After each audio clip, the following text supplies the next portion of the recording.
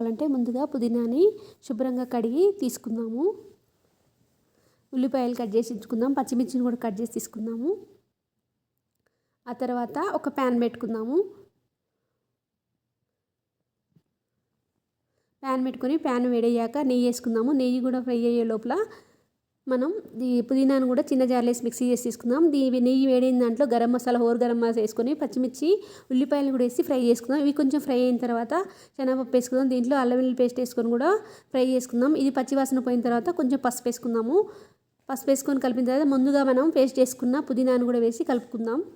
దీని పచ్చి స్మెల్ కూడా పోయిన తర్వాత దీంట్లో సరిపడా సాల్ట్ వేసుకొని రైస్ వేసుకొని కలుపుకుందాము. ఈ రైస్ అంతా కిందకి మంచిగా కలుపుకున్న తర్వాత దీంట్లో లాస్ట్గా చికెన్ కూడా వండుకొని కలుపుకుందాము. రైస్ని మంచిగా కిందకి పై కలిగేటట్టుగా కలుపుకొని ఆ రైస్ కూడా వేడేటట్టుగా చూసుకుందాం. ఆ ఫ్లేవర్ అనేది బాగా పట్టేటట్టుగా కలుపుకుందాం. ఆ తర్వాత లాస్ట్లో ఒక నిమ్మకాయ ముక్క వేసుకొని పిండుకొని కలుపుకుంటే వేడివేడిగా పిల్లలకి స్నాక్స్ లాగైనా తినిపించుకోవచ్చు, లేకపోతే లంచ్ బాక్స్లో పెట్టచ్చు. వేడివేడిగా తింటే చాలా బాగుంటుంది పుదీనా.